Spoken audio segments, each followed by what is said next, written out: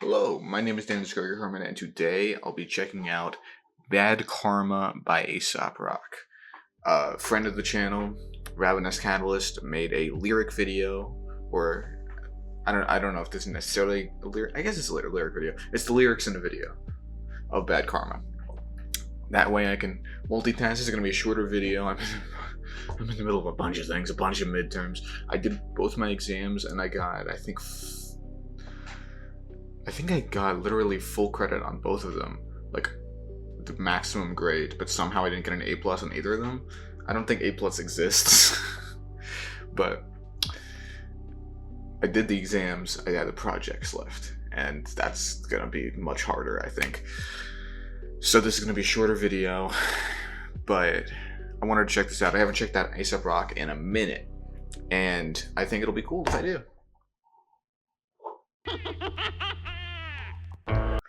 It's been a minute, okay. And as I say every time, I'm sorry to those who don't want me to pause. This is a timestamp for you to skip to it right when I stop speaking and just go straight into the reaction. I've missed Aesop Rock a little bit. I really enjoy his like introductions into these songs, just because I just think, I don't know, there's something so special about it because it's so different every time, and it's this very specific like vibe that I get from it. Just this little,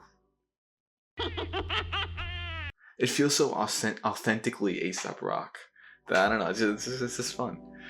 I don't know, it's just a fun little thing, and it just has this entire different vibe to it every single time. But yeah. Now I'm actually going to react to it. I'll shut up, and I'll only jump in when I have something to say about the lyricism or the musicality.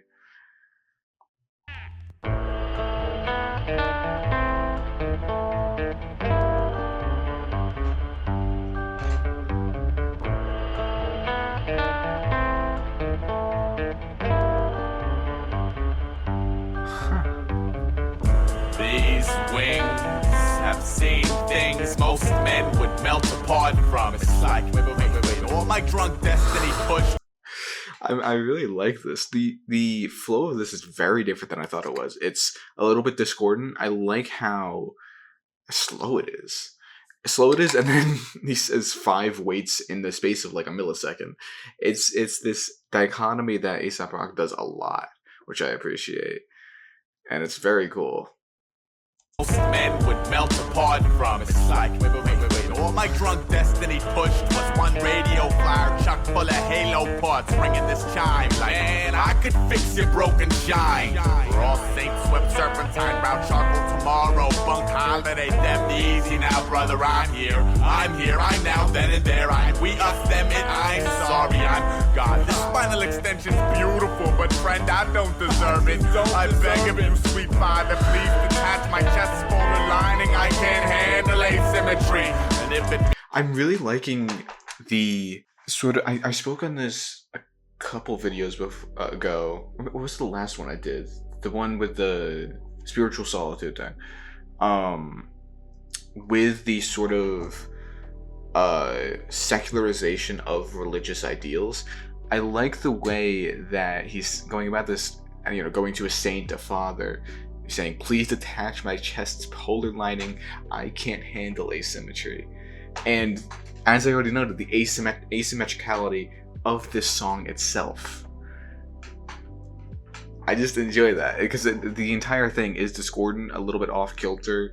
I like how, because there's the very slow pace and the speeding up, I enjoy this. It's the asymmetry of the soul. I'm liking this.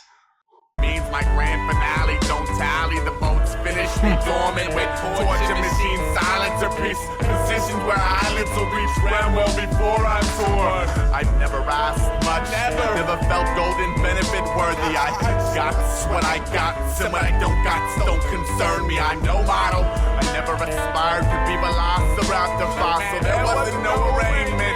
Man, I never had a say in this. I wanna be the normalcy that normalcy was jealous of. no shimmer, no celestial flight midwinter. Enter me now, see through green low life. One thing that Aesop Rock does a lot that I really appreciate is, I don't know his necessarily like what his like spiritual leaning is, but I like how he goes about religious references in this nearly fully secular manner. Because I don't necessarily think that he's trying to preach here, but the no shimmer, no celestial flight in midwinter, the way that he goes about it in the lyricism here, the way he talks about like greed and like lust, like the part, where is it, this one, I never asked for much, never felt golden benefit worthy, I got's what I got, so what I don't got's don't concern me. It's the denial of sin, and I enjoy how he references that. I'm not ready for all this business that for some reason you all refer to as a privilege. I mean, look at me, my feathers drag. This heart plays out of tune. I fly about as straight as a blind tugboat through my legacy. I like how he's doing that too, because like it's obviously all the references to, you know, Renaissance era angels, and I just, the way that he uses these images, these themes, these idioms, all these things, all these references, and then twists them slightly to repurpose them for different things. I really enjoy that whenever he does that. Accidentally killed Cupid in his own weaponry. And man, that was my homie. Talk about not cut out for these pristine pearly robings. What could I possibly have done? You really want me to steer child populace back on beaten paths? Like teaching morals? I can't be a part of something I ain't so my feet in, man. I don't think anybody's gonna get this. It's not that good of a play, in my opinion, because it's not really supposed to be, but it's formative in historical writings. Everyman. I don't know if Aesop Rock is necessarily referencing this, but the basest form of a morality play, where morals themselves, and there's a character that represents like kin, like there's all these things. The characters aren't characters, the characters are themes, the characters are morality itself. That's what this feels like. That's what this feels referential of, where it's the sort of path down judgment and afterlife, in the sense where you are personifying these characterizations of not necessarily religious structures, but those that are associated with it, but not like fully personifying, not like making it its own character, not making it its own like thinking, feeling human being. Instead, it's personification for the pursuit of telling this story about the themes that you're trying to show. That's very Everyman. And yeah, I like how he's doing. Honestly, so far I'm liking this better than I liked Everyman, just because it's very basic. It's and that's the point of it. But I'm from the dungeon, so from here on out it's hard to herald nothing, and I quit. That's it. But for the life of me, one thing has plagued my being from the get-go. Why place these most blessed and sacred honors upon an alley cat like this? I just don't get it. Oh my God, it just dawned on me. Wait a second. Oh God, you have been a witness. I've seen the days when I applied lies in a billion different ways, and now I harbor bad karma, doomed to cope with the fact I dodged the ring, but gotta show these cats the ropes. You have been a witness. You have seen the days when I applied lies in a billion different ways, and now I harbor bad karma, doomed to cope with the fact I dodged the ring, but gotta show these cats the ropes. Bad karma. Please. I really like, because also I'm not that well versed on Eastern theology and Eastern literature as I am on Western stuff. Not necessarily out of any like bias. It's more just like the education that I got and what I'm interested in generally. A lot of Eastern literature doesn't really speak to me as much as Western literature does. But the way that he's going with at least what I recognized, all these Western references, and then going to its concept of karma, which to my knowledge is more Eastern, as this sort of solution, I think that that's interesting. This way of introducing these like concepts to meld them together, the unification of the East and West. And I think there's a little bit here. I don't necessarily think that that's a political message. I think that this part right here, where the concept of karma is favored over the concept of morality in a more Western sense, I think that's interesting.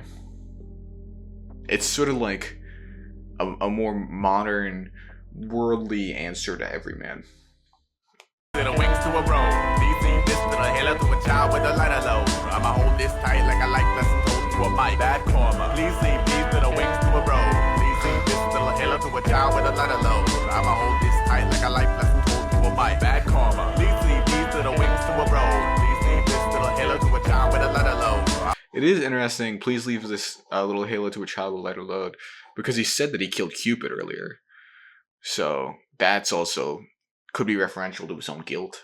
I'ma hold this tight like a life lesson told to a mic. Bad karma. Please leave these little wings to a road. Please leave this little halo to a child with a lighter load. I'ma hold this tight like a life lesson told to a mic. Bad karma. Please leave these little wings to a road. Please leave this little halo to a child with a lighter load. I'ma hold this tight like a life lesson told to a mic. Bad karma. Please leave these little wings to a road. Please leave this little halo to a child with a lighter load. I'ma hold this tight like a life lesson told to a mic. Bad karma. Please leave these little wings to a road. Please leave this little halo to a child with a lighter load. I'ma hold this tight like a life lesson told to a mic. Bad karma. Please leave these little wings to a road. Please leave this little halo to a child with a lighter load. I'ma hold this tight like a life lesson told to a mic. I like the bookmarking of that song with that. I think that that's a very interesting sort of method to sort of frame the entire experience. I like it. I think that was very interesting. I think that was a fun song. Let's see what the comments. See, a lot of things I noticed with Aesop Rock comments on these videos is very few of them talk about the meaning of the lyrics, and they enjoy the songs. I don't think there's anything wrong with that. But then on my videos, people get mad at me that I don't understand the lyrics, and they don't understand the meaning of the lyrics, which is ironic because I think, I'm not gonna say I'm braver, but I'm saying that I'm doing something that I don't think many other people are doing. Obviously, I'm not the first one to talk about the meaning of Aesop Rock, but I think that, especially because I'm not trying to agree to a consensus on these songs, because I don't think anybody else is going to compare this to Everyman. let's be real. I don't even think Aesop Rock intended to have an Everyman connection. I think that it's just because Everyman is just in everything to do with morality. I think there's a connection there, obviously. But beyond that, there's no like direct, like explicit connection.